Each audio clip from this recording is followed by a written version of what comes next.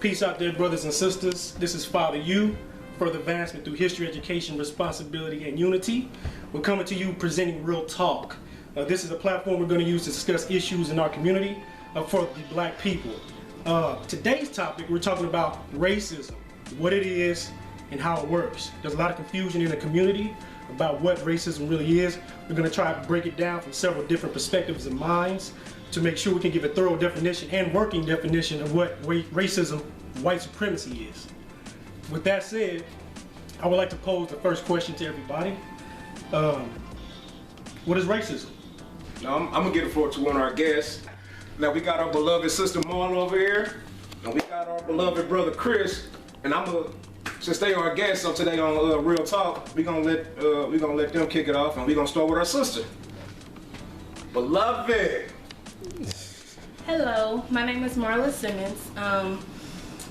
I feel that racism is anything that will hold a people back, and that the person there's an oppressor and there's an oppressee, and the person who's doing the oppressing has something to gain from keeping the oppressee down, basically. Now, people can say it's just based off of someone's skin color, but I feel that it goes much, much deeper than that. I feel that you have to have a basis of seeing this person is doing well. They're doing something, they have something of value that I want. If it's their educational background, if it is their skin color. We see a lot of that now, where a lot of Caucasian people, they're going to tanning booths, dyeing themselves, trying to get darker, but they leave this image on the rest of the world that if you're dark, you're ugly. If you're dark, you're unwanted. There's something else behind that. So I would like to delve a little bit deeper into that. You did? Chris Garrison. Racism. Kind of piggyback off of what Marla said. Racism is something dealing with two different people. It has to be somebody that oppresses and somebody that would be the oppressor, or being oppressed. However, like she said also, I don't really see it too much as a color thing, because I mean, yes, it does fall in lines of, can be white, black, could be Asian American, or even just Asian or European. It could be any race or creed or culture. However, it has to be somebody that's oppressing someone for what they are and trying to control them for being what they want them to be. So racism to me is just that. It's holding somebody back from being what they are and building them into what you want them to be, so that so you can have that control over them. Anybody? Brother Nate? Brother Nate, my father, you as well. Just elaborate a little bit. I agree both with what Marla and Brother Garrison was speaking about. Me personally, I think it goes even a little bit deeper than that. You know, it's not just about oppressing a person just because of the color of their skin. You know, to be honest, when you bring up the word racist, the word itself means that you have to be proficient at something before you can even be given that name. So just like, you know, if you rape someone and you become a repeated offender, and you keep raping someone, you keep raping random people, you become a rapist. Just the same thing as being a racist. It's not something that you say in the street and you throw a term at someone and, oh, he's a racist because he called this person a name. No. When you come to someone and you call them a racist, a lot of people use that term a lot, you know, kind of loosely, you know, and I think they do it because what they're hearing may be someone's opinion, it may be a stereotype that you can, you know, piggyback along and say, oh, well, you're being a racist or whatever. But to be honest, to be a racist is it goes a lot deeper. You have to completely dehumanize a whole race, pretty much, a whole race, to degrade that person down to less than a human being. and then you strip that person of their history, of their culture, their religion. When you do that, you become a racist. A lot of people don't understand that, and it's not just something you can just say in the street. Oh, and you called me an N-word, you a racist, or you called me a chink, or harmless jokes and stuff like that. People are, well, you're a racist because just the term alone has become so touchy that people are afraid to say it because of what it may mean to them. But honestly, it's not too many people that really can actually be accused of being a racist. Very well said. What's going on, family? It's Mike D. And I'm loving the conversation, man. My brothers, my sisters, they went at it. But racism, to me, first I'm gonna start with prejudice plus power. That was kind of like the prevailing narrative of what racism is back in the day. Prejudice plus power. Now, when you talk about power, what is power? The socialized definition of power is the ability to get people to do what you want them to do, even with opposition. So that's the definition of power. Just to break it down on a more simplistic level, to get people to do something even when they don't want to do it. Now, we look at the levels of power. We talk about the power elite. The power elite control government, military, corporation. Corporations being the economy, government being the legal system and policies, and you also have the military, which is the physical power. So we got that definition going. Then I love Dr. Claude Anderson, and one of his definitions of racism is he defined racism as a competitive act between groups of people for ownership and control of wealth, power, and resources. You have to be in a group to practice racism. Racism is a group phenomenon. Team sport. Yeah, exactly. So from that I also operate on that definition. And another definition that I operate on when we talk about racism, I define racism in 3 parts.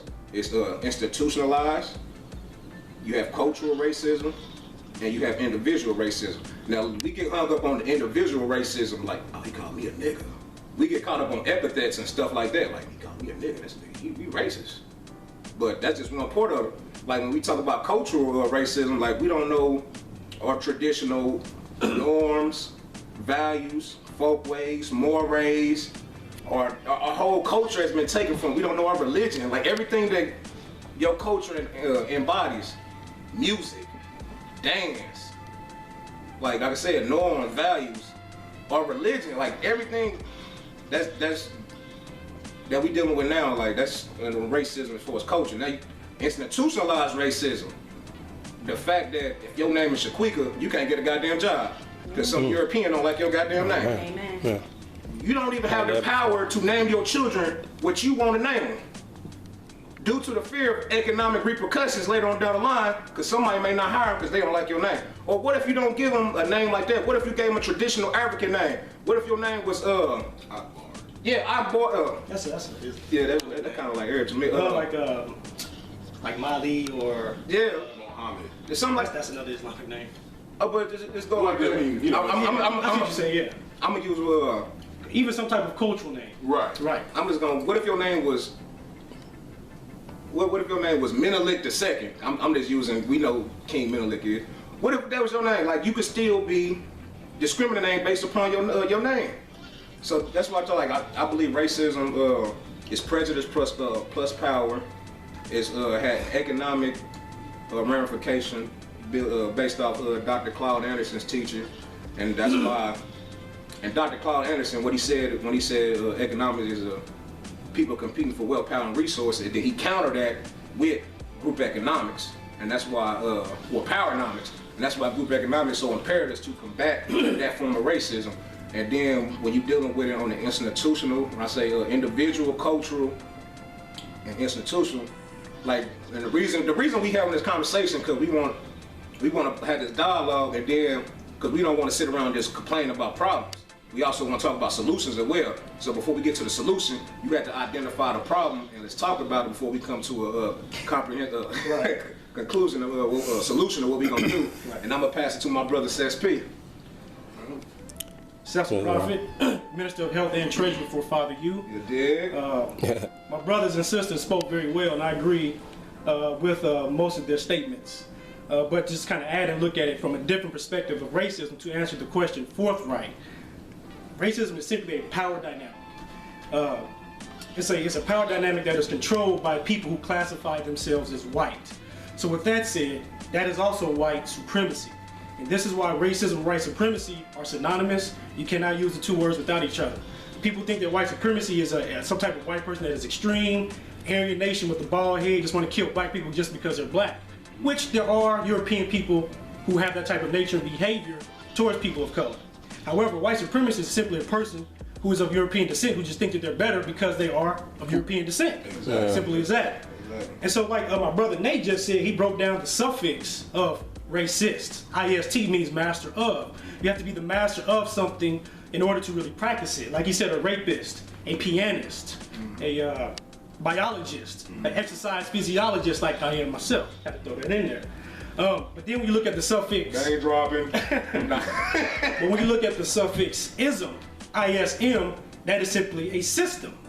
So with all these things said, when you encompass it all, black people, this is my opinion, which I really don't like to give opinions, I like to tell how it is.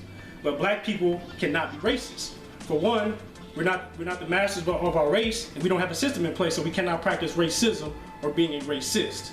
So I'm going to end it right there, and I want to pose a question to my brothers and sisters. Sister, do you believe black people can be racist? I don't think that you can actually be like a racist, but you most definitely have ill feelings about a person due to their race and what you've been, self-hatred is prevalent of what you've been taught. Right. So it's kind of hard to say that they can't be a racist because I mean we all know people that just don't like white people, Caucasian people, whatever. We know those people. We know those people that just don't like them for whatever reason they want to not like them. I mean, even though our past says that we were enslaved and that's what they did to us, but you know, some people don't even look back as far as that. Some people just say you're not like me, you didn't grow up like me, so I don't like you. Right. So in that aspect, I think that we can, but at the same time, I think we're more against each other now than we are against them. See, my thing back when the question my brother asked, like, and that's why I put my definition out of it being a power concept. Like, I don't think we can be racist to each other. Now, I do think that self-hatred is prevalent. I do think there's a degree of self-hatred going on, and I do think there's black people may not value each other as much as we should.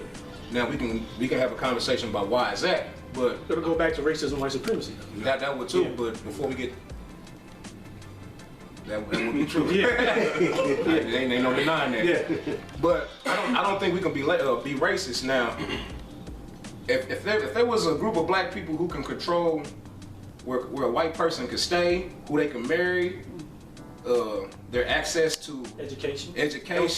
healthcare, capital, anything like that. If you can discriminate or stop a group of people from doing that, then I say, yeah, black people are racist. But I don't think black people are racist. I do believe black people are prejudiced, Bigots. bigots. Can discriminate. Yeah, it's some discriminatory behavior in the black community. I ain't gonna lie about that. But as far as us being racist, we don't have the power to enforce that. We don't have the economic power or the political power to do anything to be racist. Now, and that's why what you said, white supremacy, like for the most part, I don't speak about here in America, that is the dominant society. These are the people in power. So they were the ones who were forced, not even racism, all other type of social ills, sexism, discrimination against disabled people, whatever, because they had the power. Marriage issues. Yeah, the gay community, like that all comes from power. Like I said, like I broke it down, like institutionalized cultural and individual racism. Like there may be some individual bigotry, but we can't like. For a black person, if I say a black person was racist, you had to take Christmas away from white people, make them celebrate Kwanzaa. Wow. Oh yeah. So, okay. That's deep. Yeah, I mean that would be black people. That would be black people racism. Like, and your name is no longer Janikowski, Chamberlainski. Yeah, you gotta be. Nigga, your last name is El Hodge. Yeah. Shabazz. Yeah, Shabazz, something like that. Right. Then I say, black people racist right now. But I say, black people, we just there's some bigotry that goes on, but I don't think we're racist. To elaborate on a little bit what my brother Mike was saying, he's basically stating the fact that in order to be racist, you have to have an ability to affect the outcome of a complete racist future. Exactly. And that's pretty much what a racist is. They took a group of people from their continent and brought them to their continent, and you completely stripped that person of everything that made them them. Exactly. The whole identity. Their whole identity. And then, as they grew up in this society, you then in turn still, some way, shape, or form, even your ancestors benefited some way, shape, or form from the dehumanization of a race, just by being here, period. So, at the end of the day, if you're walking across the street and I can call you cracker, honky, whatever, it's not, I can't affect you. As a black man, and you've been of Aryan descent, I cannot affect I can't affect you. I mean, I can't stop you from getting a job. I can't say, hey, you know what? Because the color of your skin, I'm gonna raise taxes and I'm gonna keep your skin color at this level. You can't drink from this water fountain. You can't drink from this water fountain. You can't get this job. Period. And once you do become qualified, I got somebody else that's qualified. And then another thing I want to add, like when we talk about that, like when the whole thing, you can only be accepted if you more like me. If you believe in my religion, take on my name, eat my food, and don't make me feel uncomfortable, then I'll be willing to accept you.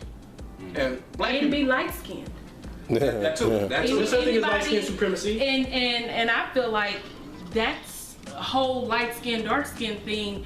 It's one of the biggest issues in the black community still to this day. Willie Lynch. If you're light skinned, you're more attractive, you're more beautiful, you aren't offensive to anyone. You know, but who propagated that narrative? It was pushed on us like everything else was pushed on us. Racism, and we had and the black community still has not let that go. Yeah. You still see people, oh no, honey, you're pretty with good hair. You need a light-skinned man so you can have little pretty light-skinned babies. Right. That's a sickness. Exactly. That is. And for black people to still think like that, that's a sickness. You have been infected, right, and you need a cure. And the cure is self-worth, self-knowledge, education, going back and finding out who you really were as a people. Getting the knowledge of self. Right. And that's a very sickening thing. So again, enjoying the dialogue and statements being brought up by my brothers and sisters. My next question in regards to this topic on racism, white supremacy. This is for the individual people in here, not black people as a group. Do you feel that racism, white supremacy has affected or impacted your life in any facet, from young to old to now? Don't let my sister go. I'm sorry. I did say I wanted to. Or you want me to answer first? Yeah, you go. Yeah. Okay, let the brother go ahead. Well, to answer my question, yes. I feel that racism, white supremacy has impacted me, just simply because I bought into certain thoughts, certain behaviors that makes white people more comfortable or to be accepted by the dominant society. For instance, having a master's degree, having a bachelor's degree. I was always taught that if you get the education, you get the job, you get the money, but that's not the case. I also have a double consciousness of if I walk into a building and I have my hood on, I naturally, subconsciously take it off because I want to make the European feel comfortable. So socially, economically, psychologically, racism, white supremacy has affected me. And every day I try to conjure up thoughts of how to beat it or a solution to it, which we're going to get to that in a little while. The way that I grew up, so to answer his question, he said personally in my life, and the way that my life was structured was not the typical way that most African Americans in the inner city grew up. I can honestly say that in my immediate family, no man or woman has ever been addicted to drugs. No one has ever gone into the penal system. No one in my immediate family. There are not many African Americans, there are not many people in this country regardless of race, that can say that no one in their immediate family has been affected by the penal system. Now, I'm not blind to anything that goes on in this country. All of the systems, everything works with a purpose, and it is definitely a lot of times to keep minorities down, minorities of all colors. It's definitely to keep them down. So, as Cecil stated earlier also, I have been conditioned to racism. I dress a certain way. I talk a certain way. Right. Only around certain people. Right. I live an open life, but at the same time, I live it to make sure that I'm not in harm's way. Right. Or that threatening black person, you know. And not to say I do this out of just trying to satisfy a white person. I'm doing this because this is what I've been taught to be a respectable citizen. Now, I could have learned this in another way, but that's not how I learned it. Right. I learned this because this is what I was told.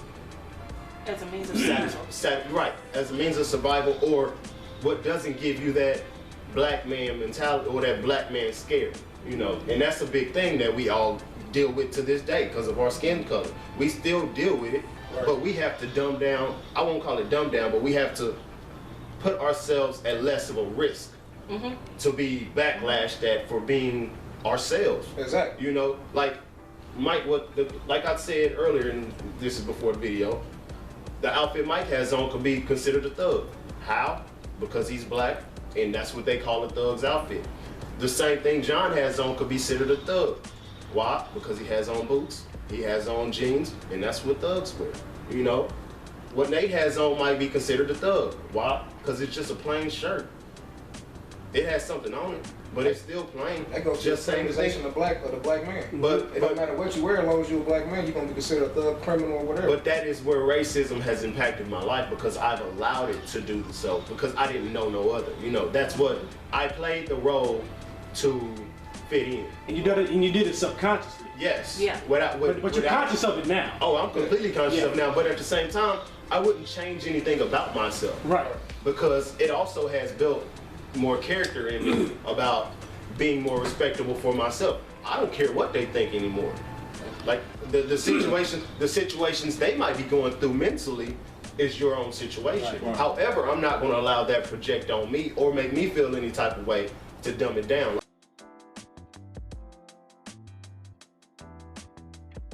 Take your kids to the library, and there are sections in every single library in this city, and particularly the urban libraries, where you can go and get books on African American literature and have your kids read up on that. Right.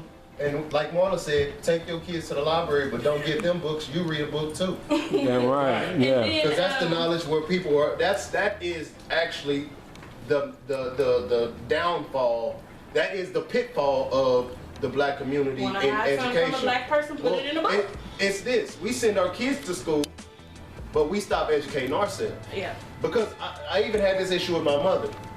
I come home with homework, and no shade to my mother. You know, hey, love her to death. Father too. But if I come home with homework and you don't understand it, and then I ask you and you can't understand it, why aren't you trying to learn to understand it as just as much as I am? You should be as active in your child's life and their education just as much as the school is, because you cannot depend on the school system. We have to. The public school system. Yeah, the public school system to teach your kid everything. We gotta get to a point of independent schools when we teach them on. But we have to be educated enough to educate. Exactly. Yeah. It ain't even about to send them to school, public, private, whatever. But when they come home, they have to be able to look at an educator. They have to be able to look at a person with knowledge. Your child should never come home and see you. Just, I mean, not to say you can't watch TV. Watching Love and Hip Hop. No, you can do it. If that's what you do, you can do it. But they have to look at you as a respected figure that is educated. Because we can all look at a parent and say, hey, that's a dictator. Or that's a person of power. That's a person I respect. That's a person I know I can get my ass whipped by. But you can't, a lot of people can't look at their parents and say, regardless if they didn't go to school, I can talk to my father about art. I can talk to my father about physics. I could talk to my father about some science homework I had. I could, and not to say that he knows every answer, but my father would stop, sit down, and read the book with me. Right. And then we'll both figure it out. Right. And now he knows, and I know too. And that's one of those things that they won't think of immediately, but those are one thing that you will. You'll be like, oh, I didn't know that. But now me and my son, or me and my daughter, have this knowledge together. Now the next time you ask me about it, I remember. Maybe you didn't get it right on your test, and I can literally quiz you now because I remember it or I know it. And you're gonna learn it because I'm guaranteed to show you again. You know, those are things that we are missing out on.